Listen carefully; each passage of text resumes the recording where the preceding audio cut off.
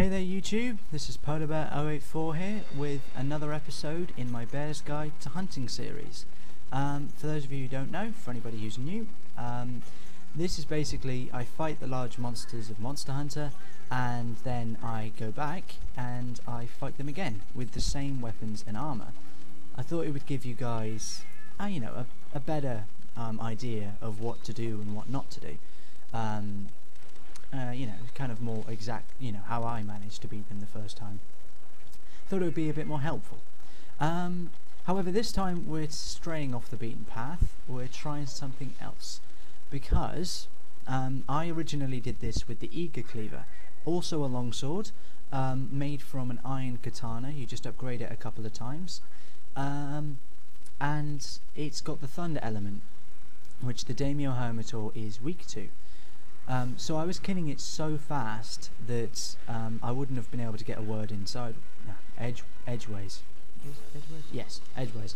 But yeah, so I was killing it in under 5 minutes, and that wouldn't have made for much of an informational video for you people. So I decided to make a worse sword. I didn't make a better one, I made a worse one. So it should actually prove more instructional, I think. Instruction number 1, don't get hit. And what I made it from is the bone katana. It's now called the bone katana dragon. You need a lot of velociprey materials, mostly velocidrome when you get to the later upgrades. And so yeah, that's what I'm using. I'm still using my battle armor. I will be for, I think, is it one more quest or is it 2?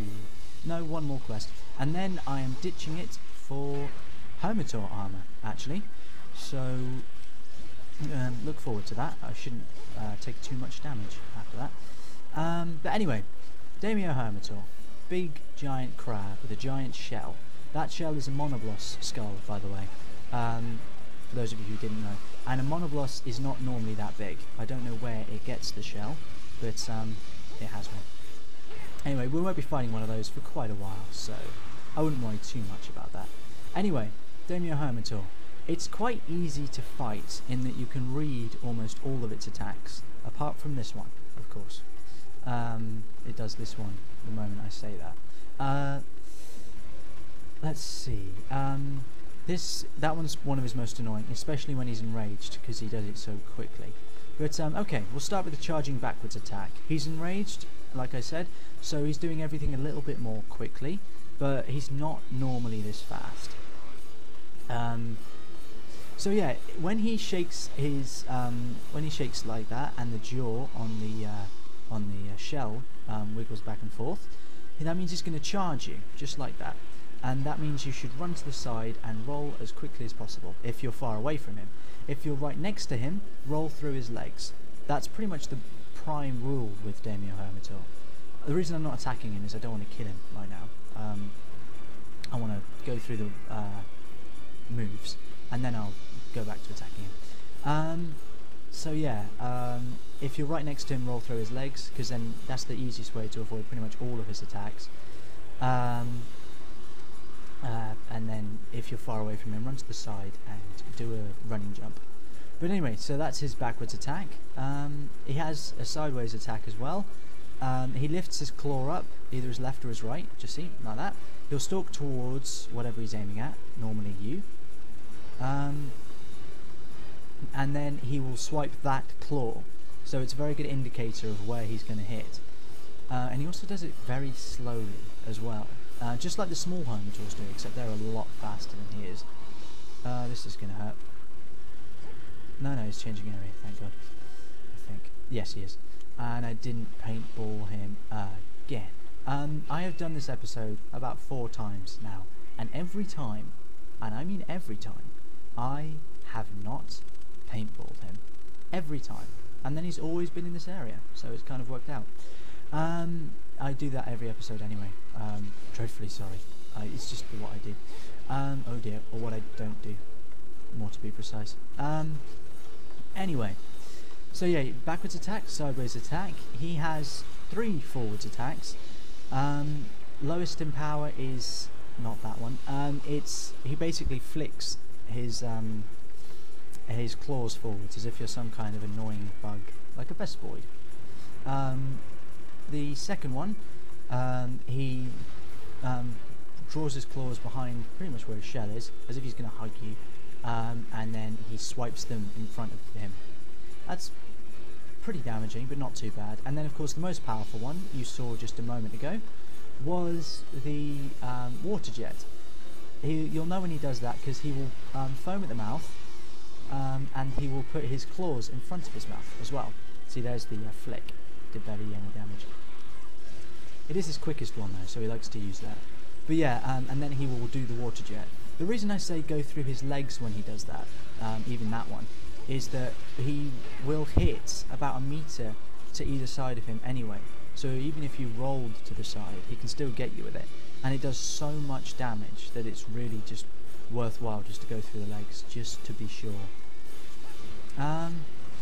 Okay, and then he's got one underground attack. You've seen it quite a few times, except not this time, because he's changing area. And I am paralysed. Anyway, I hate jumping. So yeah, his underground attack, he digs underground, he will spike up at random points. There is a quick 2-second gap, and when I mean quick, I mean 1, 2, and then he spikes between each one. So count that, run and jump, basically.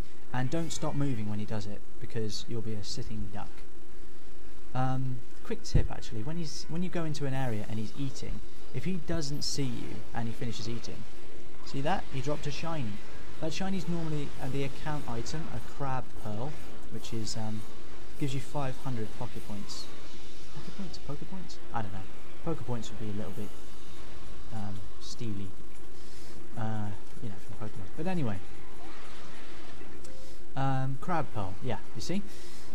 So yeah, if you want a shiny, sneak into the area he's gone to and wait for him to finish eating.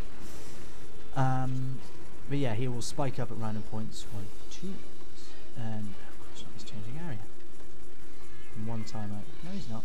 He's just being. Oh yeah, he is. So yeah, he'll spike up at random points.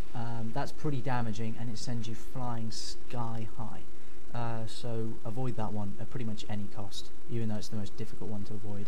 And the final one, he will jump up into the air and land on you. You've seen it a couple of times. It's really hard to miss because it's his fastest attack, pretty much. There's no lining up for that one. He just does it. He also hides in his shell, and you bounce off him if you try and attack him. However, when he does that, when he looks above his claws, you can hit him as much as you like. You see, I rolled to the side and he still caught me with it. When he's enraged, that does so much more damage. Also, when he is enraged, he starts frothing bubbles, just like he's about to do his jet attack. So really the main tell is that he puts both claws in front of his mouth. Why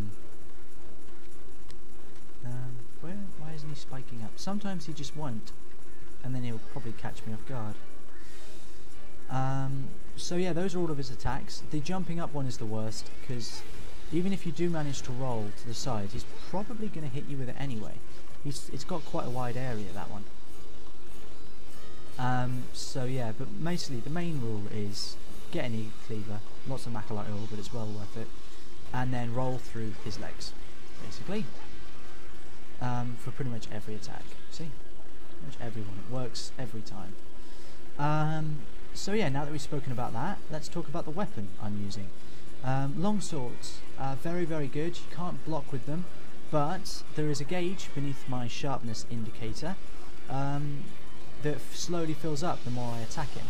Although now he's dead, so it doesn't really matter. But it can still fills up even when I hit him, even though he is actually dead. So let's fill that up. It gives you a small attack boost when it does fill up. And am I still got it out? Yes, I have. So it's important that you do get it filled up. And when it is filled up, you can press R, and I think it's called the Demonizer attack. I may be wrong. Feel free to correct me. But I think that's what it's called, and it's a pretty good combo. You can press R up to 3 times to extend it. I'll show you. I won't do it on him. That's kind of cruel. But yeah, 1, 2, 3, and there we go. Most important thing is that when you do use it, the attack boost stays. You see the bars still glowing, and if you manage to hit the monster enough times, you'll keep the attack boost. And also if you do lose it and the bar starts to decrease, you can pretty easily get it back. Just go back and attack him. It's quite a good weapon, really, quite strong, because it's quite a quick combo. It's a lot like dual swords actually in that respect, but not quite as dangerous. So yeah, there's the Daimyo Hermitaur, really, weak to lightning. So grab yourselves an Eager Cleaver if you can.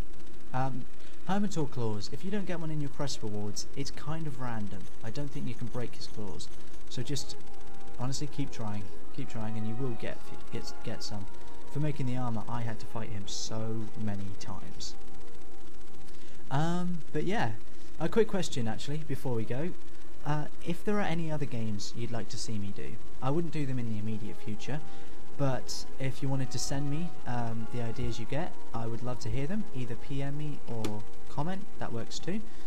And then I will look into them if you think I'll like them, or if you think they'll make a good YouTube video, and then I'll see what I can do. But like I said, my computer's old, and I don't have anything to record off the Xbox or the Wii right now, so I will wait on it, but I will look into it, and I'll let you know what I think as well. I won't just leave you hanging. But yeah, so there you go. Like I said, Daimyo Hermitaur, Eager Cleaver, I would highly recommend. Just an upgraded iron katana, lots and lots of ore, but just keep farming from Pocket Farm and you should get all the ore you need. But yeah, anyway, I've been Polar Bear 084. I hope you enjoyed it. I'll see you guys again.